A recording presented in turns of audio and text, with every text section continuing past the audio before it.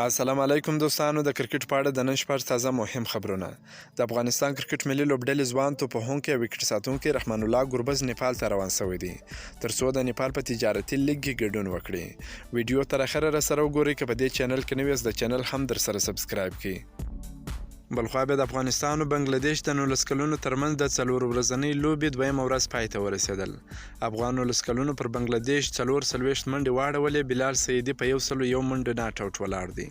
د افغانستان او بنگلاديش د 19 کلونو لوبډلو ترمنځ یوازینی فرست کلاس یا 4 ورځنۍ لوبې دویمه ورځ پای ته ورسېده چې افغان لوبډلې د بنگلاديش د 122 منډو پر وړاندې 216 منډې جوړې کړې او 8 لوبغاړي د لاس ورکړي دي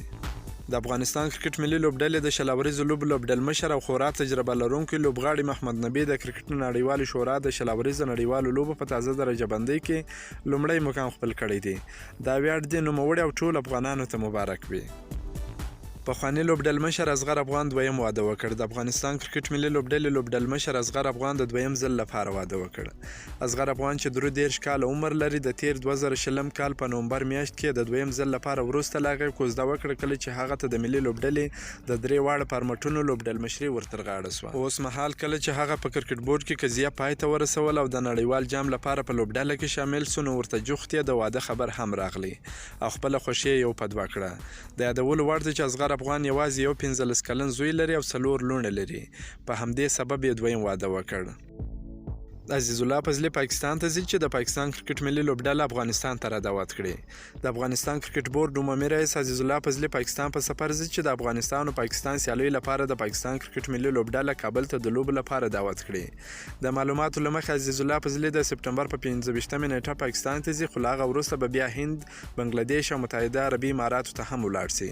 ویل کېږي چې نوموړی د آسیایي وادونو د کرکټ بورډونو له مشرانو سره ناستې کوي ترڅو د افغانستان کرکټ بورډ ښې اړیکې ورسره جوړې کړي او د یو بل سره د مرستو لپاره هم ورسره خبرې اترې وکړي دا هم ویل شوي دي چې عزیز الله فضلی به د پاکستان کرکټ بورډ عمومي رئیس رامیز راجا سرپناسته کې د پاکستان کرکټ ملي لوبډلې ته دعوت ورکړي چې هغه سیالۍ چې افغانستان په سریلانکا کې له پاکستان سره ترسره کولې اوس کولی شي چې په کابل کې په خپل کوربتوب ترسره کړي د پاکستان کرکټ بورډ عمومي رئیس رامیز راجا هم دا خبرې تایید کړې ده چې د افغانستان کرکټ بورډ عمومي رئیس پاکستان ته ورځي او دواړه به ناسته ترسره کړي د یادولو وړ ده چې د افغانستان او پاکستان ترمنځ د سوپر لیګ 3 یو ورځنۍ لوبې چې په سریلانکا کې ترسره کېدونکې وې خو وروسته یادې سیالۍ بیا 2022 کال ته وځنډول شوې یو بل تازه خبر دا دی د بيرغ ستونزه حل سوه ملي لوبډله په نړیوال جام کې تر درې رنګه بیرغ لاندې لوبیږي د کرکټ نړیوال شورا ملي لوبډلې ته په نړیوال جام کې د لوبېدو اجازه ورکړې د افغان لوبډله په نړیوال جام کې تر درې رنګه ملي بیرغ لاندې لوبیږي که مو دا ویډیو خوښه شوې ویډیو در سره لایک کړئ که په دې چینل کې نوی یاست دا چینل هم در سره سبسکرایب کړئ د نور تازه معلوماتو لپاره هم زموږ سره اوسئ تر بلې ویډیو پر د الله پامان